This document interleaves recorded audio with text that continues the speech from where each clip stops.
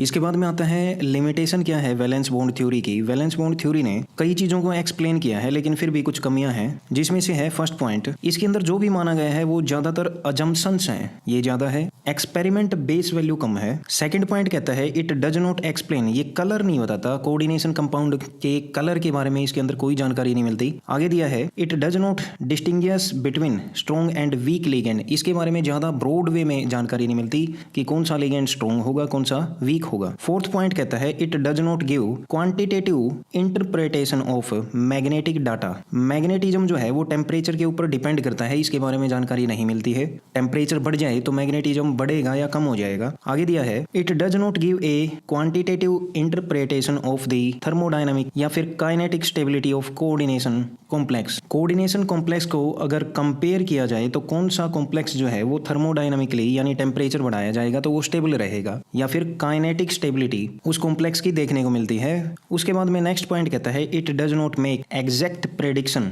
Regarding tetrahedral और square planar के अंदर कई बार कंफ्यूजन देखने को मिलती है कि स्ट्रक्चर टेट्राहेड्रल होगा या स्केयर प्लेनर होगा। जब 4 कोऑर्डिनेट कॉम्प्लेक्स यानी एक मेटल के साथ में 4 लिगेंड जुड़े हों, जैसे एग्जांपल दिया हुआ है कॉपर के साथ में 4 अमोनिया लिगेंड जुड़े हुए हैं। उसके बाद में आता है क्रिस्टल फील्ड थ्योरी CFT। ये थ्योरी जो है सबसे पहले अप्लाई की गई थी आयनिक क्रिस्टल के ऊपर, इसलिए इसका नाम है क्रिस्टल फील्ड। सबसे पहले इसके पॉइंट देखते हैं, इंपॉर्टेंट पॉइंट CFT में आता है। सबसे पहले जो बॉन्डिंग होती है सेंट्रल मेटल और लिगेंड के बीच में, इस बॉन्डिंग को टोटली आयनिक माना गया है, प्योरली इलेक्ट्रोस्टैटिक। सेकंड पॉइंट कहता है ligand are treated as point charge, जो लिगेंड हो गए उनको पॉइंट चार्ज माना गया है। जो नेगेटिवली चार्ज लिगेंड है उनको तो पॉइंट चार्ज बोल दिया गया। जो न्यूट्रल लिगेंड है जैसे अमोनिया NH3, इसमें जो एलिमेंट होता है मेटल के साथ में जुड़ेगा उसको बोला जाएगा पॉइंट डाइपोल। नाइट्रोजन है, नाइट्रोजन जुड़ेगा, वाटर मॉलिक्यूल के अंदर ऑक्सीजन जुड़ेगा। It is negatively part of the point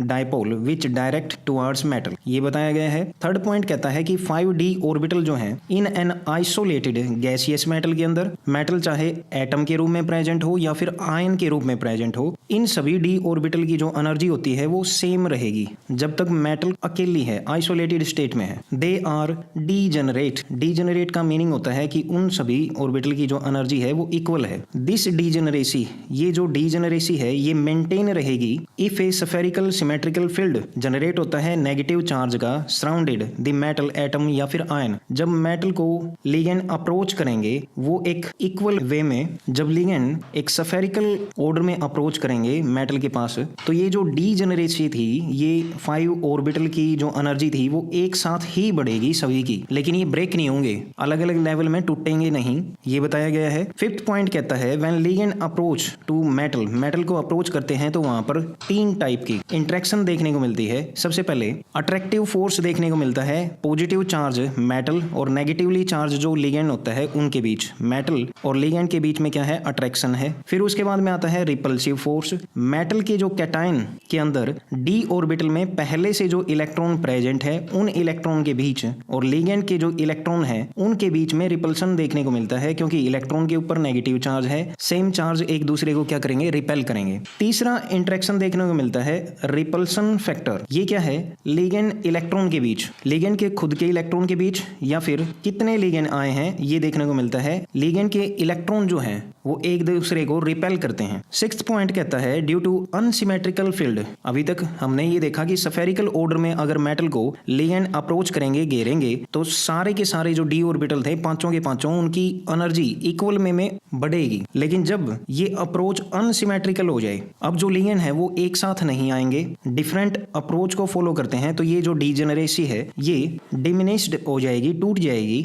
जिसकी वजह से d ऑर्बिटल जो एक ही लेवल पर थे, जिनकी पांचों ऑर्बिटल की एनर्जी सेम थी, ये 2 पार्ट में टूट जाएंगे। एक पार्ट होगा कम एनर्जी का, दूसरा पार्ट होगा ज्यादा एनर्जी का। इसी को बोला गया है crystal field splitting. The pattern of splitting depend करता है nature of the crystal field. Crystal field कैसा है, 6 लिगेंड अप्रोच करते हैं या फिर 4 लिगेंड अप्रोच करते हैं, इस बेस पे जो स्प्लिटिंग होगी वो डिपेंड करेगी। आगे दिया है, हम जानते हैं कि डी जो सबसेल है उसके अंदर 5 ऑर्बिटल हैं, एक होता है DXY, एक DYZ, DZX, DX² - Y² और D जेड स्केयर। ये 5 ऑर्बिटल हैं। जो स्टार्टिंग के तीनों ऑर्बिटल हैं इनके जो लोब्स होते हैं ये एक्सिस के ऊपर एग्जिस्ट नहीं करते। अगर ऑर्बिटल की शेप की बात की जाए तो ये होता है डबल डम्बल, एक और दूसरा उसके 90 डिग्री होता है। ऐसी कोई शेप होती है ऑर्बिटल की। देखा जाए इनमें से X Y, Y Z, Z X ये कुछ ऐसे एग्जिस्ट करते हैं। ये एक्सिस है, ये एक्सिस है, मान लेते हैं एक्स, और ये ऊपर की साइड है वाई एक्सिस।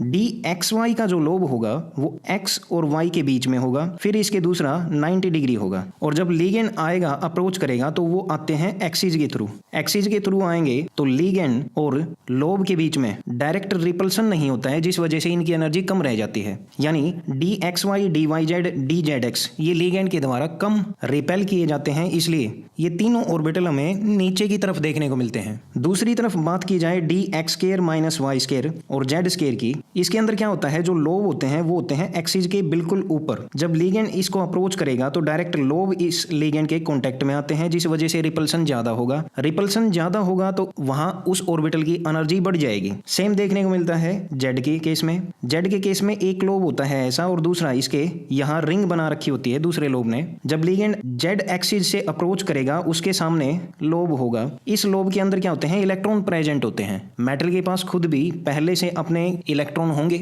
इलेक्ट्रॉन और इलेक्ट्रॉन के बीच में रिपल्सन होगा, जिस वजह से D X square minus Y square और डी जेड स्क्वायर जो होता है उसकी एनर्जी बढ़ जाएगी। यहां दिया गया है D X square minus Y square और डी जेड स्क्वायर जो है इनकी इलेक्ट्रॉन डेंसिटी एग्जिस्ट करती है एक्सिस के ऊपर। अकॉर्डिंग टू CFT लिगेंड जो है हमेशा अप्रोच करेंगे मेटल को एक्सिस के थ्रू। हमने ये देखा D X Y, Y Z, Z X orbital जो होते हैं does not come directly in path of approaching ligand, so there is less repulsion. Repulsion कम होगा मेटल और लिगेंड के बीच, जिस वजह से इनकी एनर्जी कम हो जाएगी। ये लेवल बनाएंगे T2G ऑर्बिटल। दूसरी तरफ D X square minus Y square और डी जेड स्क्वायर जो ऑर्बिटल हैं ये डायरेक्टली कॉन्टेक्ट में आते हैं, रास्ते में आते हैं। लिगेंड जब मेटल को अप्रोच करता है उसके रास्ते में रिपल्सन हो जाएगा ज्यादा। जितना ज्यादा रिपल्सन होगा उतना ही एनर्जी बढ़ जाएगी ऑर्बिटल की, हेंस हायर एनर्जी। और ये जो ऑर्बिटल बनेगा ये होगा EG, जैसे यहाँ देखने को मिलता है, नीचे डायग्राम है। ये लेवल है जब मेटल फ्री स्टेट में है, आइसोलेटेड स्टेट में है, सारे के सारे पांचों ऑर्बिटल की एनर्जी कैसी है, इक्वल है। ये अगला लेवल बताता है जब मेटल को अप्रोच किया जाएगा सिमेट्रिकली, तब इन सब की एनर्जी बढ़ेगी इक्वल वे में। यानी अब भी कैसे हैं, ये एक साथ हैं, स्प्लिट नहीं हुए। इससे आगे आता है जब अनसिमेट्रिकली लिगेंड मेटल को अप्रोच करेगा तो ये दो पार्ट में टूट जाते हैं। एक पार्ट में नीचे 3 बॉक्सेस बनाए हुए हैं, यानी 3 ऑर्बिटल नीचे हैं, D X Y, D Y Z, D Z X. ये तीनों की तीनों एनर्जी में कम हुए, नीचे हैं। ऊपर जो ऑर्बिटल दिया है उसके अंदर 2 ऑर्बिटल हैं, D X square minus Y square, D Z square, Z square. ये पूछ सकता है कि ऑक्टाहेड्रल कॉम्प्लेक्सेस के अंदर EG में कौन सा ऑर्बिटल आता है, तो ये दोनों ऑर्बिटल आते हैं, D X square minus Y square, D Z square. ये जो लेवल था स्टार्टिंग में पांचों ऑर्बिटल का, इसको बोला जाता है बैरी सेंटर। जिस ऑर्बिटल की एनर्जी कम हुई है उनकी एनर्जी कम हुई है -0.4 डेल नॉट, और जिन ऑर्बिटल की एनर्जी बढ़ी है उनकी एनर्जी बढ़ी है +0.6 डेल नॉट। ये डेल नॉट जो है ये है ऑक्टाहेड्रल के लिए, crystal field splitting energy for octahedral. Del कितना है, टोटल जो डेल दे रखा है वो है 10D क्यू। फिर उसके बाद में आगे आते हैं crystal field stabilisation energy, CFSE calculate करनी है। The amount of energy release during splitting of D orbital due to unsymmetrical environment created by ligand. Ligand ने एक अनसिमेट्रिकल एनवायरनमेंट क्रिएट किया मेटल के चारों ओर, जिस वजह से जो D ऑर्बिटल था वो स्प्लिट हुआ 2 पार्ट में। उस टाइम पर जितनी एनर्जी रिलीज हुई है उस एनर्जी को बोला गया है क्रिस्टल फील्ड स्टेबलाइजेशन एनर्जी। ये कैलकुलेट कैसे करते हैं, CFSE से इसको डिनोट किया जाता है। -0.4 इंटू में जितने इलेक्ट्रॉन होंगे T2G ऑर्बिटल के अंदर, यानी नीचे वाले लेवल में जितने भी इलेक्ट्रॉन होंगे उनको मल्टीप्लाई करना है -0.4 से, प्लस में ऐड कर देना है 0.6 इंटू में जितने इलेक्ट्रॉन प्रेजेंट हैं ऊपर वाले लेवल में EG के अंदर। ये हमारे पास आ जाएगा डेल नोट। इसके साथ में लिखा मिलता है MP। P है पेयरिंग एनर्जी, ये कभी किसी कॉम्प्लेक्स के लिए 0 होगी, यानी P आएगा नहीं, कभी 1P है कभी 2P है। ये देखेंगे आगे कि ये कैसे लिखा जाता है। NT2G बताता है number of electron T2G orbital के अंदर कितने हैं, NEG बताता है नंबर ऑफ इलेक्ट्रॉन EG में कितने हैं, M बताता है number of pairing after splitting, और P है पेयरिंग एनर्जी। अब हमें ये देखना है कि जो CFSE है ये किन फैक्टर के ऊपर डिपेंड करती है। सबसे पहले फैक्टर आता है ऑक्सीडेशन स्टेट ऑफ मेटल। अगर मेटल की स्टेट डिफरेंट हो, जैसे +2 में प्रेजेंट है, कोबाल्ट जो है +3 में प्रेजेंट है, तो किस मेटल आयन के लिए CFSE की वैल्यू ज्यादा होगी ये देखना है। ये अप्लीकेबल तभी है जब प्रिंसिपल क्वांटम नंबर जो n की वैल्यू होती है वो कैसी हो, सेम हो। ऑक्सीडेशन स्टेट डायरेक्टली प्रोपोर्शनल है वैल्यू वैल्यू ऑफ डेल के, यानी ऑक्सीडेशन स्टेट बढ़ेगी तो डेल जो एनर्जी है CFSE वो बढ़ जाएगी।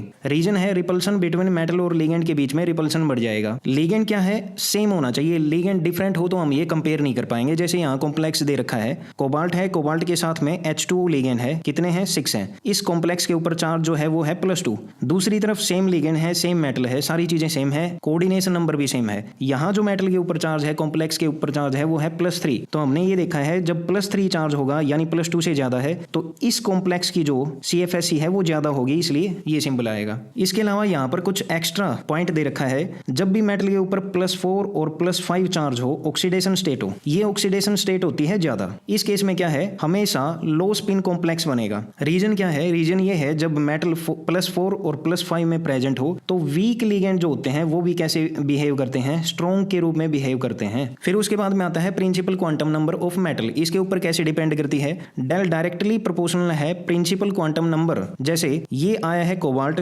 3D से है, फिर उसके बाद में अगली मेटल है जो इससे नीचे RH, ये 4D से आई है, फिर IR है, ये आया है 5D से। ये मेटल है, इनमें n की वैल्यू इंक्रीज होती जाती है 3D से 4D, 4D से 5D। तो ये बताया गया है जब n की वैल्यू इंक्रीज हो जाएगी तो CFSE भी क्या है, डेल भी जो है वो इंक्रीज हो जाएगा। यानी इनमें से सबसे ज्यादा जो CFSE होगी वो इस कॉम्प्लेक्स की होगी। फिर दिया है due to more interaction of orbital with ligand. ये रीजन इसलिए है क्योंकि लिगेंड ज्यादा इंटरेक्ट कर पाते हैं ऑर्बिटल के साथ। ज्यादा इंटरेक्शन होगा तो एनर्जी जिनकी बड़ी है वो और ज्यादा बढ़ जाएगी, जिनकी कम हुई है वो और ज्यादा कम हो जाएगी, इनके बीच में गैप बढ़ जाएगा। फिर आगे दिया है नेचर ऑफ लिगेंड, इसके ऊपर भी डिपेंड करती है CFSE कैसे करती है। जो स्ट्रॉन्ग लिगेंड होगा वो ज्यादा स्प्लिटिंग करेगा as compare to weak ligand के। When the ligand are arrange in increasing order of their del value then obtained series जो है उसको नाम दिया गया है स्पेक्ट्रोकेमिकल सीरीज। स्पेक्ट्रोकेमिकल सीरीज में ये जो लेवल है यहाँ दिखाया गया है ये है strong ligand, CO, CN, EN ethylene diamine, NH3, ये स्ट्रॉन्ग में आते हैं। फिर उसके बाद में आता है मॉडरेट लिगेंड जो है, सबसे लास्ट में है वीक लिगेंड। ये सीरीज के आयोडीन, क्लोरीन, फ्लोरीन, ब्रोमीन, एलोजन सबसे वीक लिगेंड की तरफ आएगी। इस सीरीज को अगर याद करना है तो ऐसे याद करेंगे, कार्बन डोनर जो है वो स्ट्रॉन्ग लिगेंड की तरफ है, नाइट्रोजन डोनर जो है कार्बन के बाद आते हैं, ऑक्सीजन डोनर जो है वो उसके बाद में आएंगे, और हेलोजन डोनर जो है वीक की तरफ है, ये सबसे हेलोजन जो है। कार्बन कैसा है, स्ट्रॉन्ग की तरफ है। फिर आता है नंबर ऑफ लिगेंड कितने हैं। जितने ज्यादा लिगेंड होंगे, जितनी ज्यादा संख्या बढ़ जाएगी लिगेंड की, उतनी ही ज्यादा CFSE यानी डेल की वैल्यू इंक्रीज हो जाएगी, बढ़ जाएगी। यानी जब कॉम्प्लेक्स हो टेट्राहेड्रल, टेट्राहेड्रल के अंदर 4 लिगेंड होते हैं। जब कॉम्प्लेक्स हो ऑक्टाहेड्रल, इसके अंदर कितने लिगेंड होते हैं, इसके अंदर 6 होते हैं। यानी ऑक्टाहेड्रल के केस में CFSE ज्यादा मिलेगी। तो यहाँ पर दिया गया है ऑक्टाहेड्रल CFSE ज्यादा है टेट्राहेड्रल से। रीजन है यहाँ 6 लिगेंड है और यहाँ कितने 4 हैं। आगे दिया है ये हमेशा ट्रू नहीं होता, इसमें एक एक्सेप्शन है। जो स्केयर प्लेनर है उसकी स्प्लिटिंग एनर्जी जो होती है, इसके पास लिगेंड कितने 4 ही है, लेकिन सबसे ज्यादा CFSE स्केयर प्लेनर की होती है, क्योंकि जो लिगेंड है आर प्रेजेंट ऑन एक्सिस। ये ऑर्डर याद करना है, स्केयर प्लेनर सबसे ज्यादा, फिर ऑक्टाहेड्रल, सबसे कम होगा टेट्राहेड्रल के केस में CFSE की वैल्यू। फिर आता है आगे electron are filled according to हॉर्न्स रूल। सबसे पहले जिस ऑर्बिटल की एनर्जी कम है, जैसे नीचे था T2G, सबसे पहले जो इलेक्ट्रॉन जाएगा वो यहाँ नीचे जाएगा। पेयरिंग एनर्जी है, energy require for pairing of electron. Electron को पेयरिंग करनी है तब जो एनर्जी की जरूरत पड़ती है उसको बोला गया है पेयरिंग एनर्जी। अगर हम सीक्वेंस देखें, जैसे यहाँ दिए हैं 5 ऑर्बिटल हैं, ये 5 ऑर्बिटल स्प्लिट हो जाते हैं T2G में और ये है EG में। सबसे पहला इलेक्ट्रॉन आएगा वो जाएगा T2G में, दूसरा इलेक्ट्रॉन आएगा वो भी नीचे वाले लेवल में जाएगा, ये लेवल था बेरी सेंटर का। उससे अगला इलेक्ट्रॉन आएगा वो भी नीचे जाएगा, लेकिन जो 4th इलेक्ट्रॉन होता है उसके पास 2 चॉइसेस हैं। वो यहाँ पर पेयरिंग कर सकता है, यहाँ आ जाए पेयरिंग करवा ले, या फिर वो ऊपर वाले लेवल में जा सकता है EG में। ये इस बात पे डिपेंड करता है जो ये इनके बीच का जो गैप है, डेल है, डेल ज्यादा है या कम है। इलेक्ट्रॉन चाहेगा कम एनर्जी खर्च करना, अगर उसको ये दिखेगा कि जो डेल है वो ज्यादा है इसलिए वो यहाँ नीचे ही रहेगा और पेयरिंग करवा लेगा। अगर पेयरिंग में उसकी एनर्जी ज्यादा लगेगी तो वो ऊपर चला जाएगा, ऊपर के ऑर्बिटल में। तो ये कंडीशन यहाँ दे रखी है, इफ डेल नोट CFSE जो है वो कम है पेयरिंग एनर्जी के, यानी अगर इलेक्ट्रॉन पेयरिंग करवाता है तो वहां एनर्जी ज्यादा खर्च होगी, लेकिन इलेक्ट्रॉन को क्या करना है, कम एनर्जी खर्च करनी है, इसलिए वो कहाँ जाएगा, वो ऊपर के ऑर्बिटल में जाएगा। स्प्लिटिंग कुछ ऐसी थी, नीचे 3 ऑर्बिटल, ऊपर 2 ऑर्बिटल। ये बात है 4th इलेक्ट्रॉन की। 1 2 3 आ चुके हैं। उसके बाद में जो अगला इलेक्ट्रॉन आएगा, पेयरिंग में ज्यादा एनर्जी लगती, इसलिए वो कहाँ चला जाएगा, ऊपर के लेवल में। यहाँ एक इलेक्ट्रॉन आ जाएगा, इसलिए यहाँ लिखा है EG1। ये बताता है कि EG में एक इलेक्ट्रॉन है, T2G में कितने हैं, 3 इलेक्ट्रॉन हैं। ये कब होगा, जब ऐसा होगा तो लिगेंड जो है, ऐसे लिगेंड को जाना जाएगा वीक फील्ड लिगेंड या फिर वीक लिगेंड के रूप में। अगर पेयरिंग होती, पेयरिंग में क्या होता है, एक इलेक्ट्रॉन की जो एनर्जी है, स्पिन जो है, वो कैंसिल हो जाती दूसरे इलेक्ट्रॉन से। यहाँ ज्यादातर अनपेयर्ड इलेक्ट्रॉन होंगे, इसलिए क्या है, ये हाई स्पिन कॉम्प्लेक्स बनेंगे। इलेक्ट्रॉन की स्पिन जो है वो कैंसिल नहीं हुई पेयरिंग से।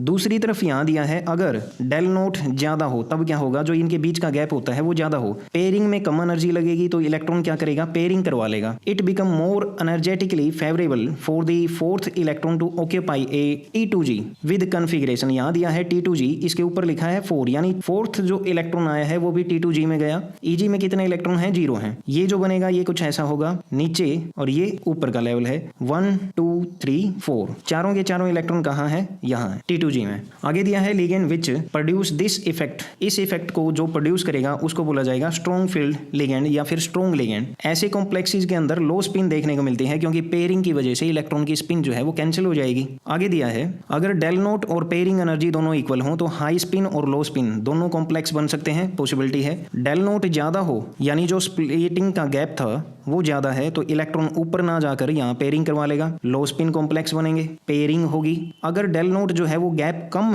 है तो पेयरिंग में ज्यादा एनर्जी लगती है, तो वो क्या करेगा, ऊपर चला जाएगा EG के अंदर। EG के अंदर अगर इलेक्ट्रॉन गया है तो कॉम्प्लेक्स बनेगा high spin, no pairing, pairing नहीं होगी। यहाँ दिया गया है, write the crystal field configuration and also CFSE of following. जैसे ये कॉम्प्लेक्स दिया है, यहाँ पर निकल मेटल है, निकल के ऊपर ऑक्सीडेशन स्टेट है +4, जब निकालेंगे तो निकल जो मेटल है इसका कॉन्फ़िगरेशन होता है 4s2 3d8। जब इसने 4 इलेक्ट्रॉन दे दिए तो यहाँ से 2 इलेक्ट्रॉन गए और यहाँ से 2 इलेक्ट्रॉन, यानी अब 3d6 कॉन्फ़िगरेशन बचा है d6। फ्लोरीन कैसा है, हैलोजन वीक लिगेंड होते हैं, लेकिन एक पॉइंट ये बताया था आपको, जब भी मेटल +4 और +5 में एग्जिस्ट करती है तब वहां पर सारे के सारे, चाहे वीक हो या स्ट्रॉन्ग हो, हर एक लिगेंड स्ट्रॉन्ग की तरह बिहेव करेगा। इलेक्ट्रॉन ऊपर ना जाकर नीचे पेयरिंग हो जाएगी, यानी 6 के 6 जो इलेक्ट्रॉन है वो यहाँ नीचे प्रेजेंट है। 6 इलेक्ट्रॉन को जब -0.4 से मल्टीप्लाई किया जाएगा तो ये वैल्यू आती है -2.4 डेल नोट, ये आ चुका है। अब हमें देखना है कि पेयरिंग P लिखा जाएगा या नहीं। इसके लिए क्या करना है, जो कॉन्फ़िगरेशन थी, जैसे ये कॉन्फ़िगरेशन है, ये d6 इलेक्ट्रॉन है, जब ये स्प्लिट होंगे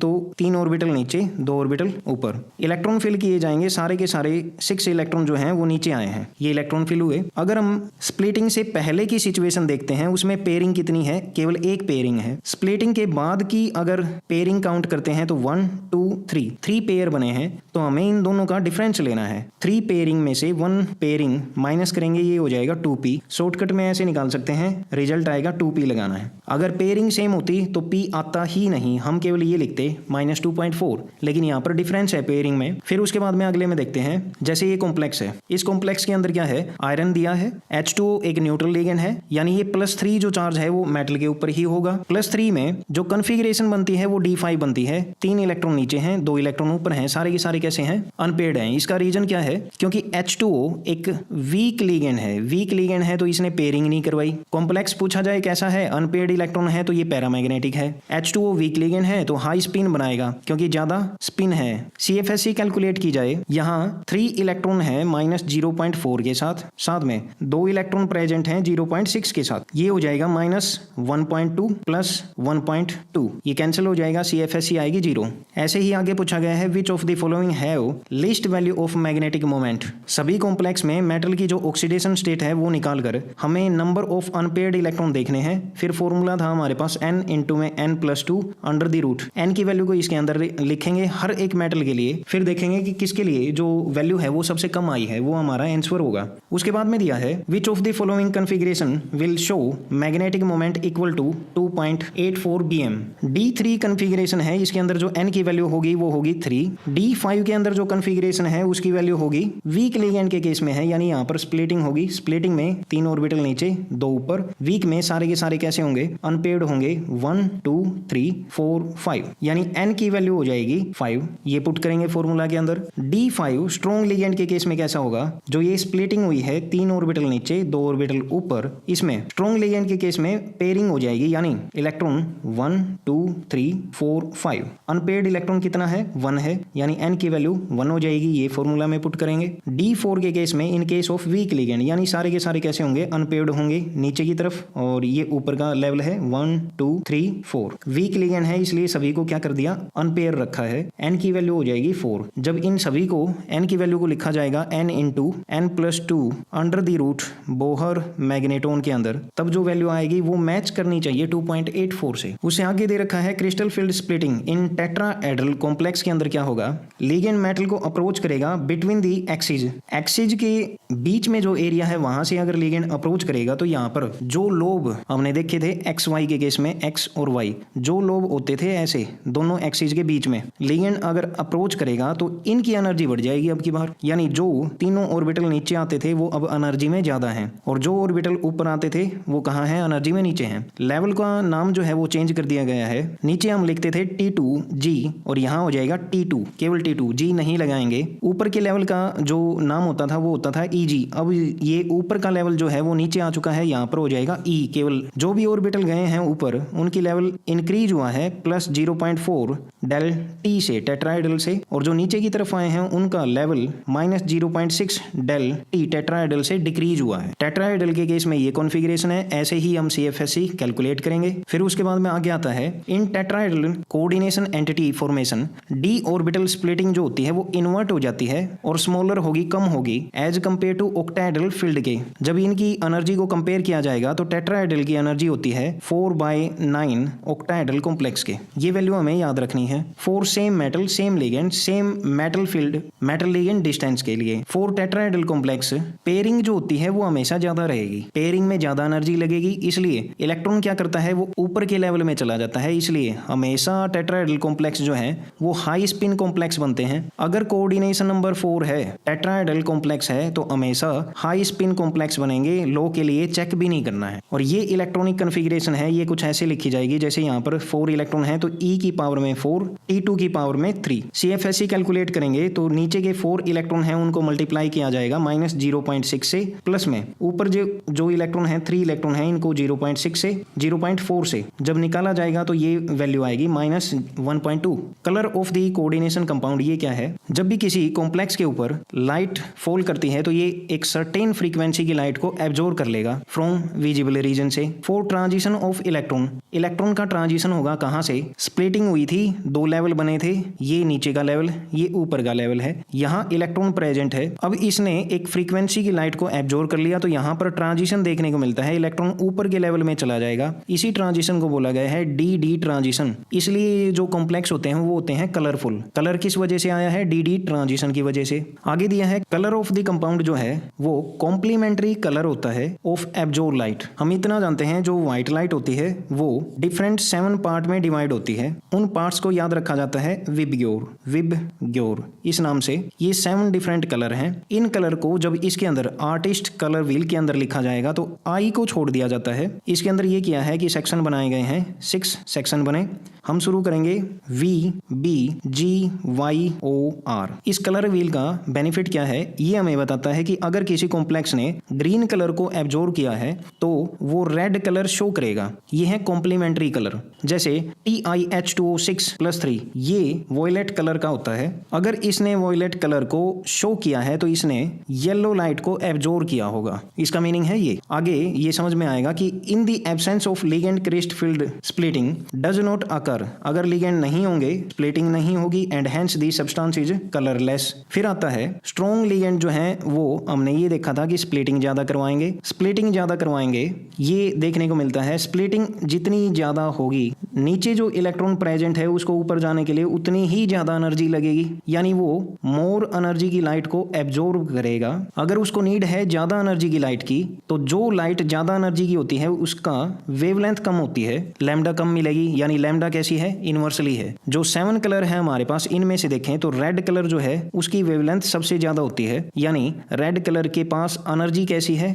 कम है। अब हमारे पास कोई ऐसा कॉम्प्लेक्स है जहां पर स्प्लिटिंग बहुत ज्यादा है, इलेक्ट्रॉन को नीचे नीचे से ऊपर जाने के लिए ज्यादा एनर्जी चाहिए तो वो कभी भी रेड कलर को एब्जॉर्ब नहीं करेगा, वो एब्जॉर्ब करेगा ऐसे कलर को जिसके पास एनर्जी ज्यादा होगी। अगर उसने वॉयलेट कलर को क्या है एब्जॉर्ब कर लिया तो वो शो क्या करेगा, जो हमने कलर देखे थे इस वॉयलेट के अपोजिट जो आता है येलो को शो करेगा। ऐसे पता चलता है। यहाँ दिया है different colour of complex is due to different energy require for d transition के लिए अलग अलग एनर्जी की नीड होती है due to different value of del. यहाँ दो कॉम्प्लेक्स दे रखे हैं, ये बताना है एक के अंदर जो लिगेंड है उसको एल से डिनोट किया है, दूसरे के अंदर एल डैश से। ये बताना है कि एल क्या है एल डैश क्या है। चॉइसेस हमारे पास ये है H2O, NH3, NH3, H2O। अब देखो मेटल के ऊपर +3 चार्ज है। पहले कॉम्प्लेक्स ने जो शो किया है वो है रेड कलर, दूसरे ने ग्रीन कलर। सबसे पहले बात करते हैं पहले कॉम्प्लेक्स की। इसने कलर शो किया है रेड, रेड किया है तो इसके अपोजिट क्या आता था ग्रीन, यानी इसने